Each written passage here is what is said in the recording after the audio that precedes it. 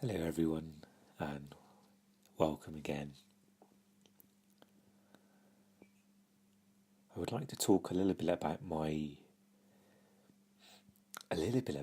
process of moving into this practice. So when I first came upon these teachings and this practice, like anything new, there was an influx of energy and enthusiasm. It seemed as if everything was drenched in this trying to be present, or this present moment. And I'd almost find myself almost questioning myself, am I present right now? Or do I think I'm being present? And it was almost as if I was overcompensating. I was trying too hard. And for me, I feel that was a natural stage.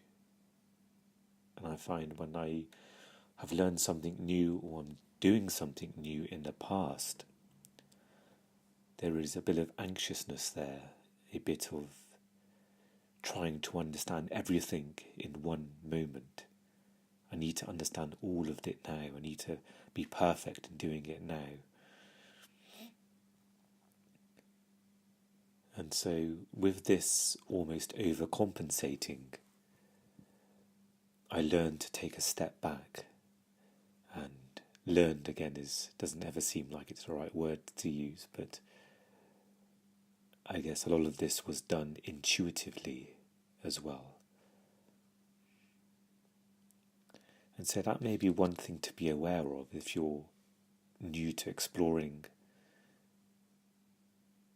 this mindfulness, this presence practice, then perhaps it's as a suggestion to be aware of that your mind will try and grasp this with both hands and try and analyze it and take it apart. And as a paradox as that is with this practice of not using the mind, we will go with what we are conditioned with. We've been conditioned not just for this life, but perhaps hundreds of years in other lives about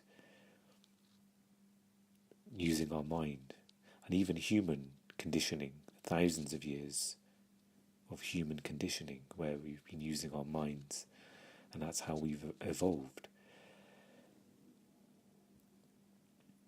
So I really want to emphasize to be almost compassionate with yourself when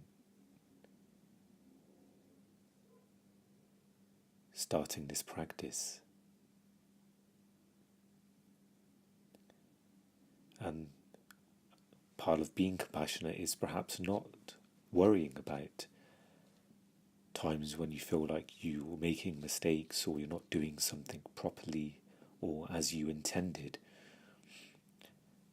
All of that is simply seen.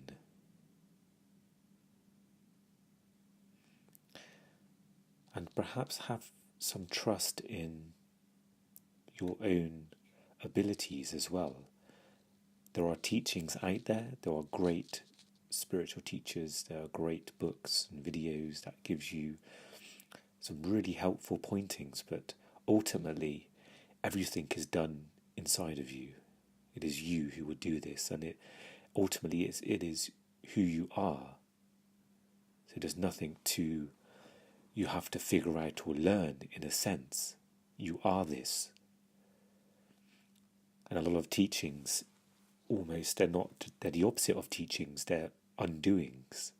You're undoing something, you're taking something away.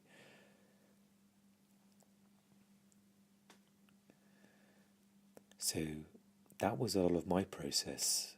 I immediately just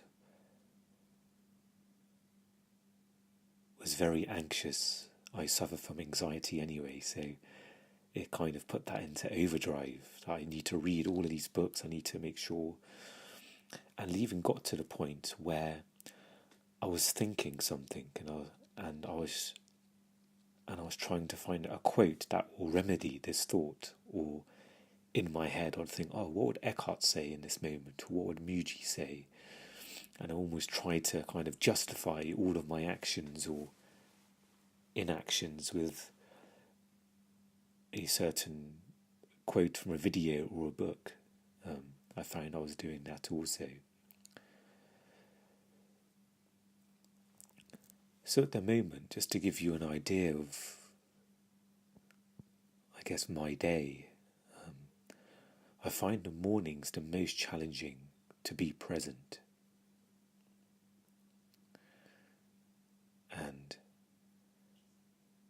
often we have many things to do each day, so I am often greeted with those thoughts, and those lead to more thoughts of whether I'm able to do those things, or an analysis takes place. So that's been a focal point for me when waking up, to greet the mornings with presence. Even if thoughts come, allow them to come, but step into awareness. Even if the thoughts are there, you'll just simply, those are coming into your awareness. So there is some space there. I'm not consumed by those thoughts and letting those thoughts lead me to another thought.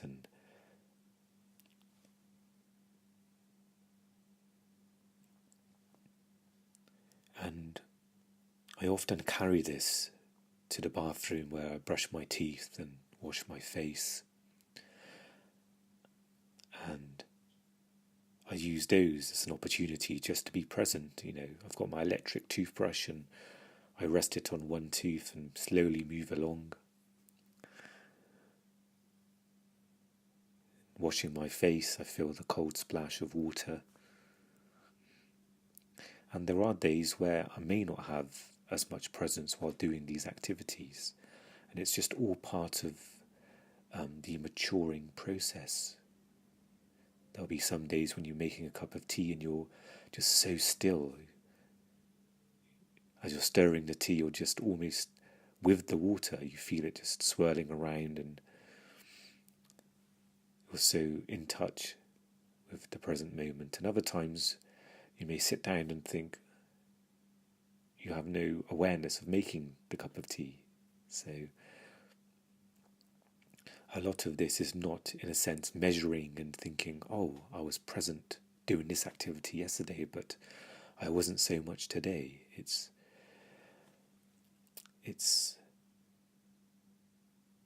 I guess in some ways, do what works for you, may be the best way to put it. And one thing with all of these pointers, nothing's extremely specific in regards to a rigid technique or a method. You have to follow all of these steps.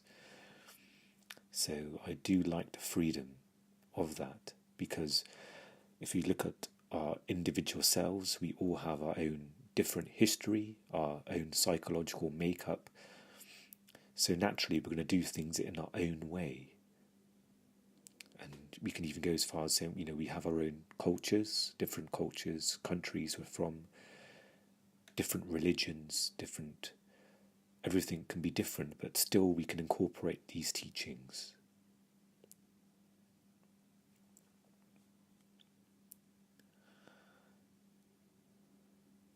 And at the moment I'm aware of the fluxes of being present for a period of time, days even, and then suddenly no presence.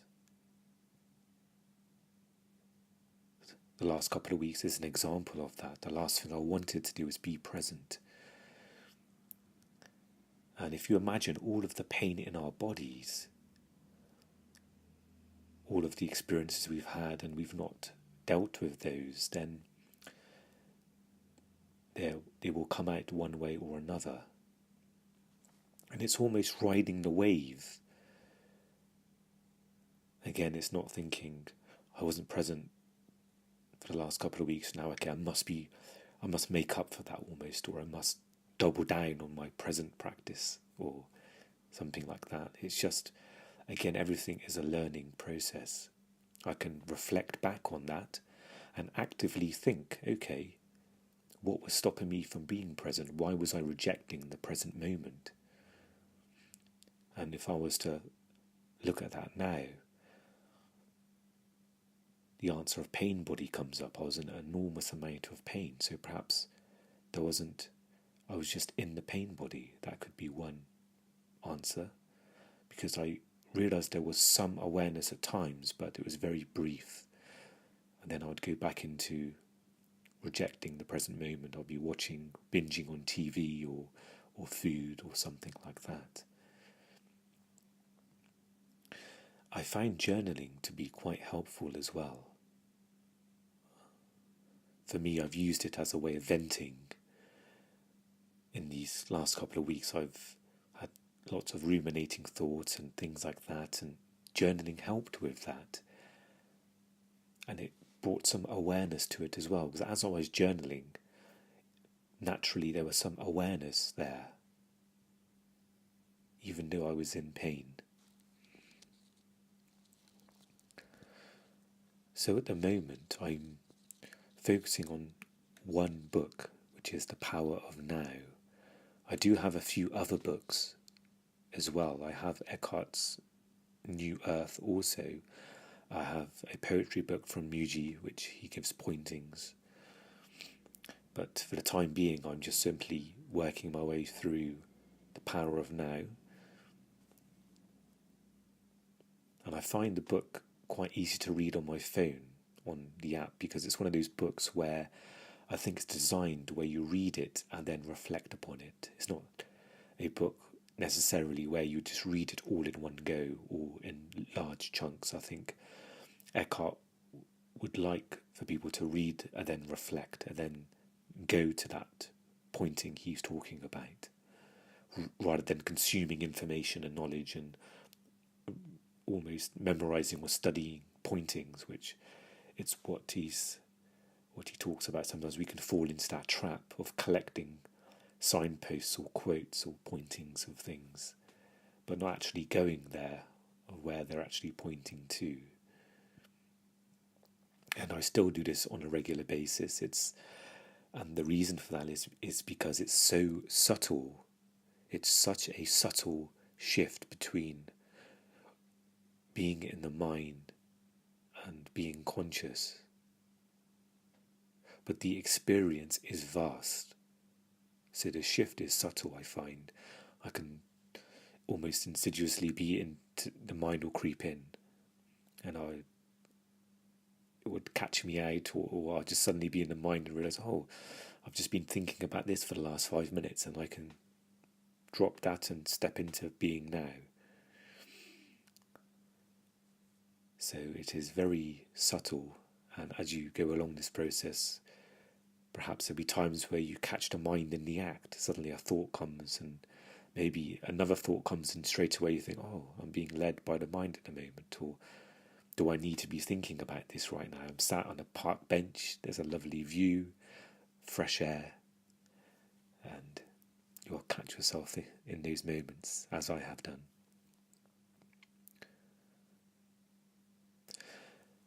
I'm also trying to do some formal sitting meditation, so carving out a bit of time to sit and be.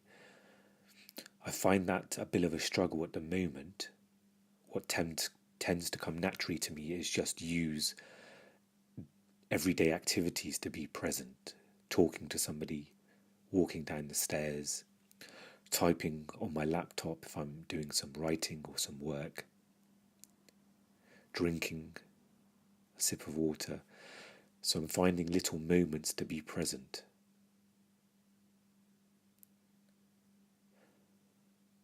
And at the moment I find when I visit a park, I have long moments of actively stepping into presence. I had mentioned previously of perhaps doing a 7-day of meditation, so it's a case of just maybe building up a practice. So it's not a case of a 7-day course of learning all these things. It's number one, I wouldn't be in a position to teach or to have the experience or knowledge. And number two, a lot of these teachings are simple. it may be really hard to let go of the mind, but the actual teaching is simple. There's a simplicity there, which our mind tries to complicate. Because that's what we're used to. We're used to complications. We're used to rich amount of information for everything we do. And so it can be quite foreign, or your mind can doubt, surely it's not that simple.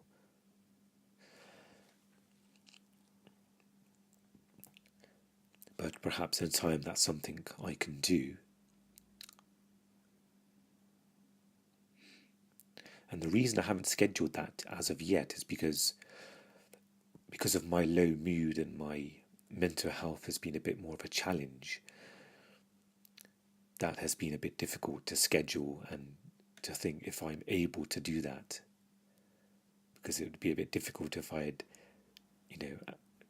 broadcasted an episode saying, okay, Monday's the day we're going to all start the meditation as a build-up, and then suddenly it's not there. So I'd rather have it in a space where I feel in a better space to keep up with that commitment of 7 days.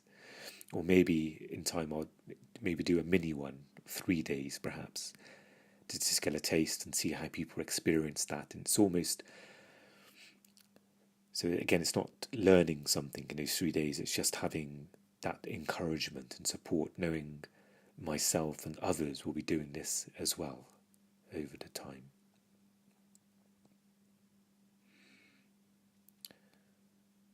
So I just wanted to check in with that really.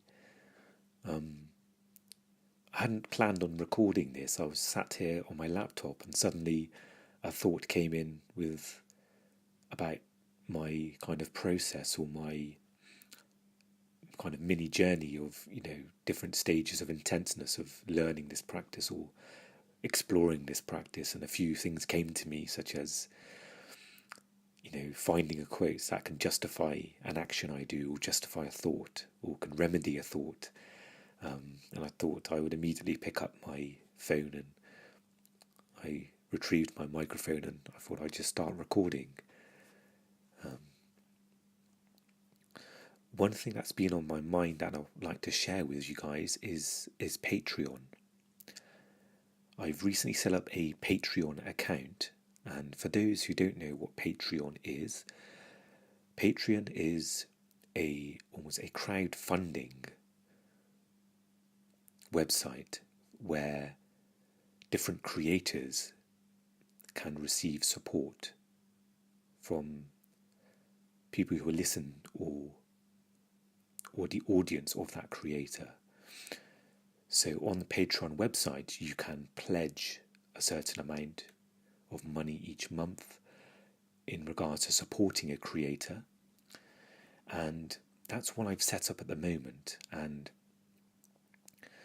I realise that often with audios and videos, there's often a lot of text in the descriptions, and I find it a bit difficult to navigate myself, to read all of that. So I find a lot of my, perhaps, links, such as Patreon and things in that nature, maybe some social media, tend to get buried there as well. So, and I guess I'm making this, or I'm sharing this for those people who feel like they want to support or they want to give. It's nothing mandatory at all. It's not something that you're listening so you have to do, you have to support in some way. That's not at all the case here. I will continue making these audios for a selfish reason, really, mainly for myself. I find it helps me, and it helps to share these teachings, I find as well. So I'm not really interested in, at the moment, in numbers of people listening and likes and things. If I see it there, I acknowledge and appreciate in that moment, but I don't ever I don't have any thoughts about that really. And so the Patreon is there for people who have an urge, who feel like, oh yeah, I'd like to do that. It's meant for those people there. So if you have a natural urge, there's a outlet for that to support. Because often I find people I've come across with other creators where they've wanted to give or wanted to support something they're listening to or they're consuming, but the outlet for that hasn't been known. As I mentioned, things can get buried, or there's so much information out there. Often it's hard to navigate that. So I often include a link to my Patreon page in the description of the audios, but I don't think it's a link you can click to take you there. But the link is there. It's patreon.com/Akira Onette. And I did have a thought of perhaps maybe mentioning Patreon at the end of some episodes. I may not do it every episode. Number one, that allows people who want to support this content can do so. They can be informed. And number two, I hope it won't disturb regular listeners too much. So when the Patreon stuff comes at the end, they know it's the end of the episode, or they would know anyway because I've ended the episode. But I would like to create this so it informs people but doesn't become a hindrance that you have to sit through this every episode. You can simply switch off as soon as you hear it, or hear the end of the episode knowing that you know all about the Patreon stuff. Or I may mention my Instagram where I post poetry as well.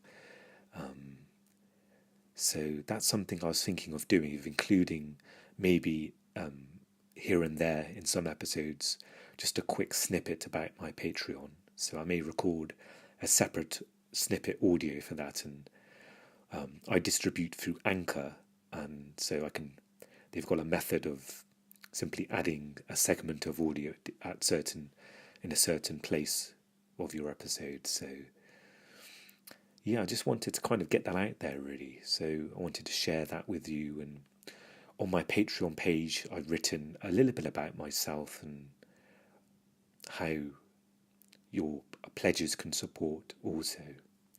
So I was a bit wary of mentioning this because I guess there are a lot of insecure thoughts about people making money online and those kinds of things. I thought on the flip side of that, why not have support from things I create? I thought that's an excellent way of people to connect with me as well, and as I can do with other creators also. So I thought I'll just let it be known and not be too self-conscious about that, and I hope that's an idea that will work. Just want to mention that.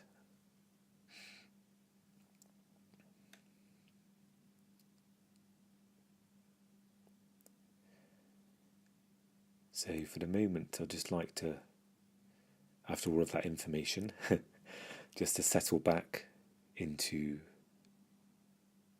what is in this moment. So wherever you are,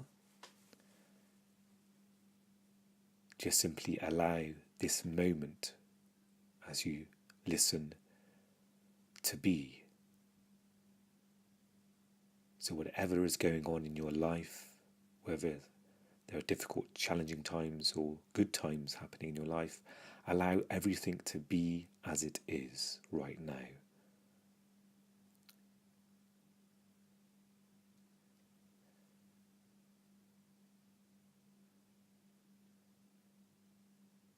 Perhaps you can look around and perhaps without labeling, if possible, just take in your surroundings.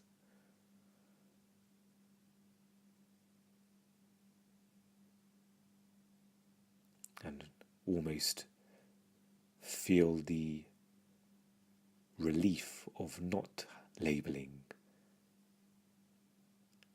Feel is never the right word, but as you do this now, perhaps there will be a space there.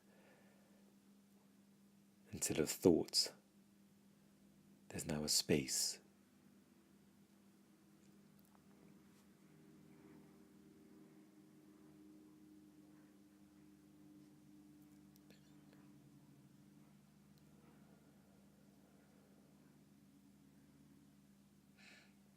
And with this allowing to be, the problems that we call our problems are not your problems. You are just simply here and now. This is all there is.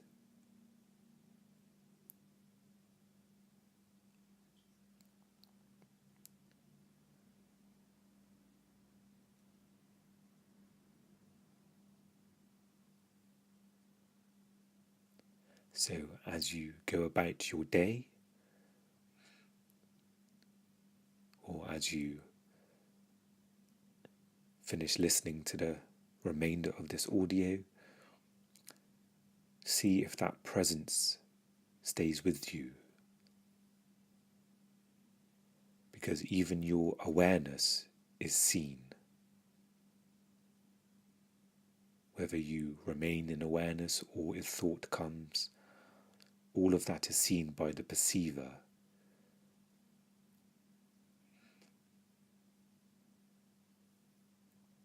But the perceiver cannot be seen, because we are it.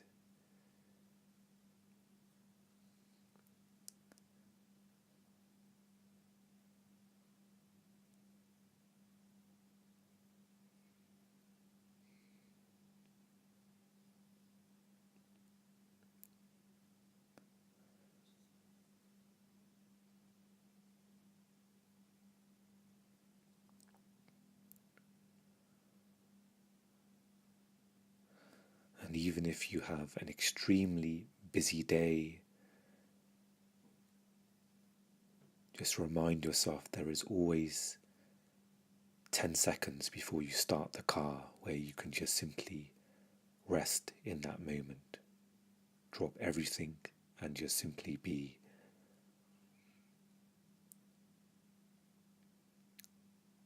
There is always a few moments before exiting your house, a few more moments sitting on that bench where you can simply be.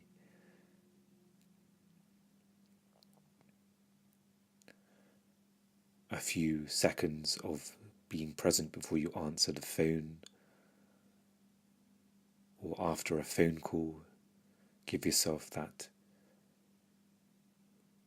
time to be, time to rest, to go back to your natural state again.